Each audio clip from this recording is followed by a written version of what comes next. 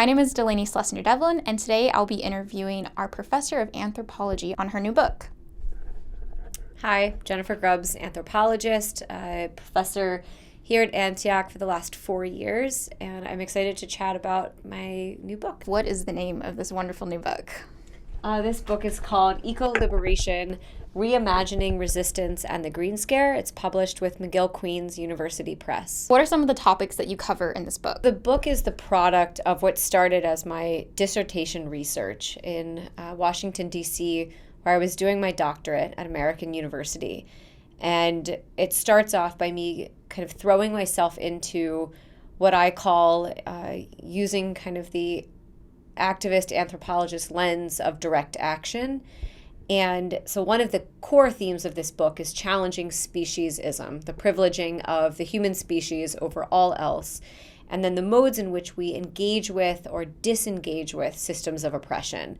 So I would say some of the prominent themes are activism, they are gender and sexuality, the ways in which our bodies are read by other activists and the state, and how we engage in activist communities, but also the queer ways that we create spectacle as protesters is a piece of that, and it's kind of how we negotiate systems of power when oftentimes you're denied access to the mainstream forms of power, like governmentality and coercion. That was a lot of very good words. That's a very good topic to cover, I would say.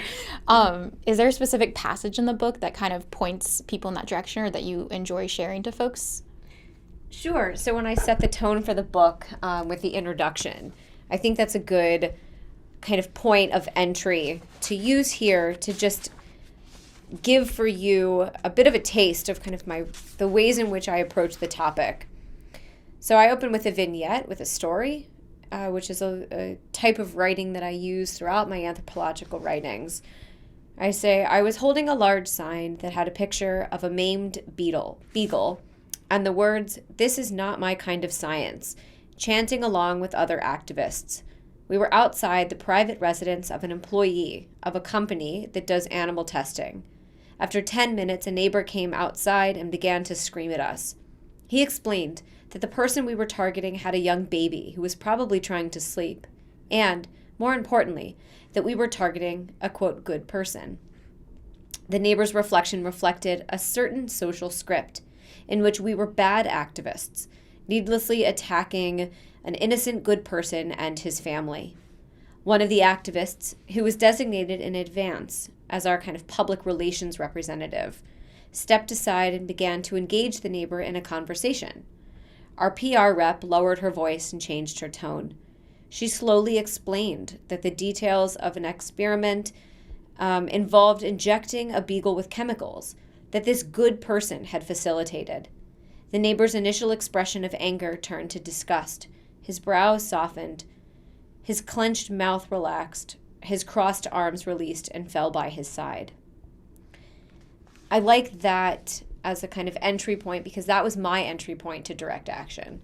I came to this kind of being a good activist, thinking that if you ask nicely and if you articulate your points well and get enough signatures, then change will come. And if you vote a particular way, that is how change happens. And politically, I was drawn to a particular form of anti-speciesism, which is kind of a anarchist, anti-speciesist take. So my draw to my disenchantment with the good activist is that no matter how kind you ask, no matter how many great points you put forward, no matter how many signatures you get, change will not come by asking. Change comes by demanding. And so I became fascinated with that type of activism, and I wanted to engage in it. It wasn't necessarily that I wanted to study it. I just wanted to do it. And it was by doing it that I began to understand something that I would have critiqued home demonstrations as, masculinist, aggressive, neoliberal, right? They're shaming an individual, and what does this individual have to say about it? That's such a waste of time. And by doing it, I actually was drawn into the rhetorical power of doing these spectacular performances in the street where an onlooker starts off by saying, shame on you, bad activist, how dare you come out here and harass this good person. That instead, the activists are enacting really complicated scripts, like a play, and they're trying to get you to disengage with animal experimentation and neoliberalism, because now the neighbor who was upset that you're shaming their neighbor and all of that, waking the sleeping baby, the neighbor is saying, well, that person has no say with the company. They have no real power there, and not only are they bothered by the experiment, but they're also bothered that this person works for this company and actually has no power and actually can't change any of their practices. And so that's actually like a neoliberal capitalist critique. So that's my on-ramp. And then the book tells stories about all different kinds of experiences, but it started by me responding to a call for a direct action in downtown DC and just being really curious. How did you get involved with animal ecoliberalism in general? It's something I've talked about a lot in my work as a person who has kind of an understanding that violence is bad and that autonomy is good and agency is good. Even as a small child, I honestly point to reading Charlotte's Web as a kid and really being baffled with the idea that Wilbur just wanted to live. And it sounds so simple, almost too simple. But the magnitude of that point of I just don't want to be killed. I just want to live. And I want to have fun and I want to feel and I want to experience joy. That kind of point really, I remember closing the book in second grade and just sobbing and being like, it's so simple. And that has informed my political organizing. I'm the grandchild of 2 Holocaust survivors. My grandfather, I could like feel him saying like, I just want to live my life. And yet I'm in a concentration camp. And for the animal, and I'm not drawing a direct parallel, but there are certainly mechanics that are similar between industrial farming and the ways in which humans have been industrially slaughtered. But at the same time, on a rhetorical level, on a sentience level, that was my on-ramp to thinking about exploitation of bodies. And obviously it's changed and expanded, but I think from a very early age it was seeing the humanity in living beings and just saying you can't talk about one form of violence without talking about another. And just because you talk about one doesn't mean you're not accountable to the violence that you're perpetrating in other ways. I always say I'm a work in progress, that I'm not doing all the things, but I'm trying and I'm growing and I'm learning. That was a really good answer, dude. Because direct action is based on your role as an activist anthropologist, how did you negotiate these two or hold that tension? And that's something that I'm pretty open with in the book. One of the ways in which I leverage the privilege as a researcher is by being vulnerable as the researcher in my writing and by putting the vulnerabilities in print. So I started this project when I was pregnant with my first child, and it was at the first demonstration that a bunch of activists around me started talking about the fact that they had been electively sterilized. And one of them, through conversation, was pointed to me and said that I was pregnant and referred to me as a vegan birther. Ooh. And so that was one of the earliest points where I realized that my activism is an embodiment, and my role as an activist anthropologist is an embodiment, and that my body is always already being read. And so how I utilize those spaces as an anthropologist and as an activist, I was informed by the Fragments of an Anarchist Anthropologist by David Graeber. I've been informed by other folks, David Pello, David Price, these are a lot of Davids, Nancy Shepard Hughes, thinking about Lila Abu-Lughod, ways in which people come to their work from political commitments, from ethical commitments, but also from academic commitments to the integrity of my work. So, names are changed, descriptions are changed. Some of the fine details have been omitted because I want to protect people who I'm working with. I went to spaces, to training camps, to activist convergences, to demonstrations. And it's that balance of knowing that I believe, like I support what they're doing, I engage in what they're doing, but I am not completely one of quote them. And I also think that the amorphous nature of the people who I'm studying. So, I look at Animal Liberation Front, Earth Liberation Front. I look at monikers. I don't look at card-carrying organizations with top-down representatives. I look at the North American Animal Liberation Front press office. I look at communiques. I look at underground clandestine movements or organizational kind of entities. And so I just try to balance that through my own vulnerabilities and kind of, I can't talk about them, but I can talk about me, but I don't want it to be about me. So I have to really balance the artistic craft of centering my experiences, but decentering myself. So I would say that's a constant challenge. I've been called out for, being a bad mother who went to a demonstration where there were police. So I wasn't a good enough mother, where I couldn't participate in a home demonstration that required me to leave the state because I was breastfeeding on demand, and so I wasn't a good enough activist. I wanted to publish certain parts of the manuscript but didn't because of my own political commitments, so I wasn't a good enough anthropologist. I think that what we have to do is change the narrative that that's actually being an intentionally engaged activist, anthropologist with my own subjectivities, like being a mother. That must be really hard to kind of go back and forth between the two. And especially because it's like your political as well as your profession, as well as your personal. It's all juggling at the same point. Have you ever felt that as like a strain or as like almost a negative thing? It overlaps. So I studied a movement that I'm a part of. I worked with communities that I had social connections to, and there were times that I felt frustrated, or I wanted to, in the book I talk about sexual violence and intimate partner violence and sexual assault within the movement. And there is certainly a tendency to kind of vanguard one's movement. You don't want to give the other side things to critique you for doing because there's so much else that you're doing well, and because you want to save as many animal lives as possible, and you want to save as many ecological systems as you can. And so I talk about that balance of like accountability within the movement. There's been tension. I've been propped up as like the anarchist mother who does this kind of work, and propped up against somebody who is like anti-natalist, kind of anti-human reproduction.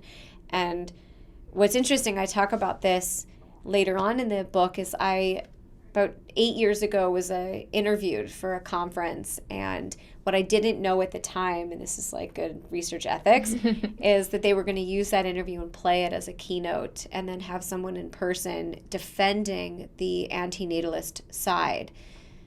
Ironically, the person on the anti-natalist side was a colleague of mine, a researcher who I respect and care for, and we were kind of propped up, another woman, right? This is a movement that we visually expect and kind of tokenize as white men, when in reality, like, there are a lot of different bodies that constitute this movement. And we were propped up, kind of, what role do women play? Women debate natalism, which is not what women do. And what we reminisced, because this person has since gone on to actually birth a child and has had a lot of backlash from the movement, and is like, I don't want to always be speaking to my own reproductive choices. I want to speak about other kinds of things like tactical decisions and strategic alliances and collaborations, but instead they're always asked to speak from this one particular vantage point.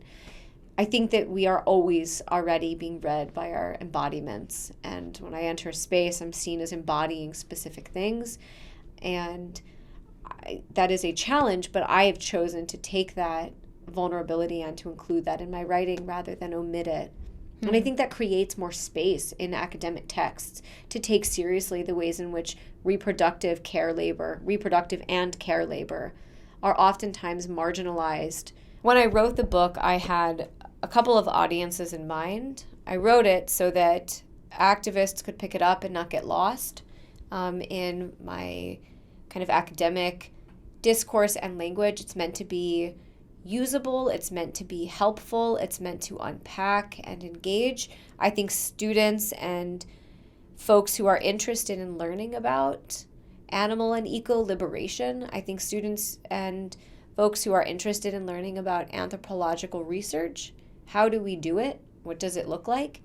In terms of kind of within those categories of like students and folks, I would say that there are threads in here of queer theory, of performance theory, of anthropological method, ethnography.